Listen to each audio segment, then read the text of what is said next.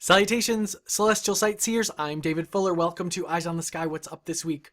The spring equinox occurs in the northern hemisphere on March 19th of 2020, so it's a little earlier than it often will happen, very often on the 20th, but we're going to use the 20th as kind of a jumping off point and take a look at what's going to happen over the season that is coming ahead. So we'll look at a couple different things, the planets, as well as what some of the constellations are doing and where you might want to try to find some things as we go throughout the season. So looking to the west, in that part of the sky, we can see how Venus is hanging out over in that area. And as we move forward, it's going to rise and also move a little bit towards the north. And it'll be nice and prominent until it gets to about May. And then it's going to drop pretty significantly. So you do have several months if you want to check out the bright planet. If you want to zoom in on it, you can see how some of the phases will change over time. But I also want to check out and show you, we're going to back up just a little bit into here, because I do want to show you what happens towards the end of the month. Check it out. Mercury joins Venus right there towards the end of May, and then the moon also stops by. So there's some awesome opportunities right there towards the end of May. But then past that, Venus drops out of the way. Mercury's visible up until the beginning part of the month, and then we get into where summer's at. So if we swing over to the eastern part of the sky and flip ahead to the 6 o'clock hour or so, and you can see how what we talked about a week ago, where Jupiter, Mars, and Saturn are all together. Now watch what happens with these planets. Saturn and Jupiter are going to kind of make a beeline by themselves, and Mars is just going to go kind of up like that. So check this out as we go forward. Actually, I'm going to back this up just a little bit so we can see this over a longer period of time. So we'll bring this to about 5 o'clock in the morning, because the sky's going to get brighter earlier in the morning. So watch what happens. Saturn and Jupiter take off past Mars. They go over towards the west, and Mars just keeps going up and up and up and up and up, and I still got to go back in time like that to be able to keep showing you this. Mars is going to be good to take a look at starting at around late part of May, because the apparent diameter is starting to get close to what it's useful to look at.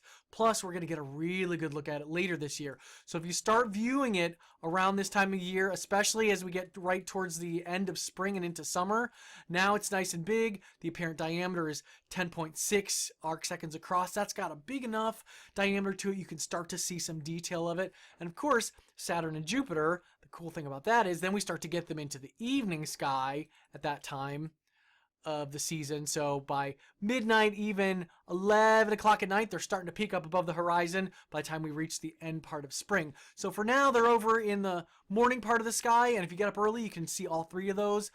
What I'm going to do here is bring up a number of different things. So I'm going to bring up the constellations, number one, but I also want to show you where, I should probably take that out from in front of me, the Galactic Equator's at, because that is also where a lot of our deep sky objects tend to hang out. So if we click on that, you can see how, whoops, and actually I want to do this, so, and we'll back up to March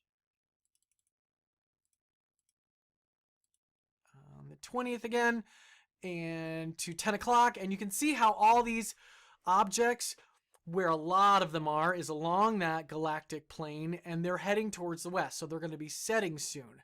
Now, when we go forward in time, watch what happens to the galactic equator. It kind of goes towards the west, flips up towards the north, and swings back around towards the east, which means that a lot of our really great objects are not really going to be very visible throughout the course of the spring. You can see how the sky is kind of empty there in mid part of spring. We've covered a lot of these objects before: M44, M67, M53, M3, M5, M13, M92, M68. All those I've done videos on, and we'll go back to some of those and take a look at some of them, but there's not a whole lot there except for the galaxies, that Virgo and Coma galaxy set of clusters. Watch this. When I push up the labels and hints on here in this part, you can see how they all just vroom. That's where all the galaxies are. That's the realm of galaxies, because we're looking up and out from our own galaxy. Here's where the plane of our galaxy is. So 90 degrees from there is about here. So we're looking up and away. There's the least amount of dust. There's the least amount of other things that would be blocking our view. So there tends to be a lot of galaxies visible in that part of the sky We will take a look at some of those later on in the spring, but that's where those are, and you can see how they kind of cluster there at the tail of Leo and into where Coma Berenices is.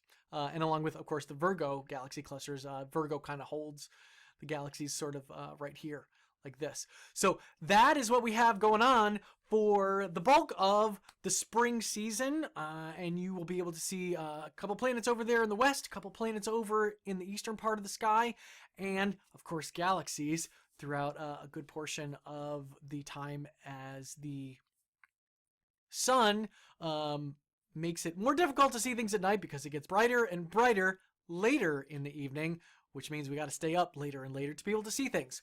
But that's what you'll be able to see throughout much of the spring. And that's all for this week. Keep your eyes on the sky and your outdoor lights aimed down so we can all see what's up, including those galaxies. I'm David Fuller, wishing you clear and dark skies.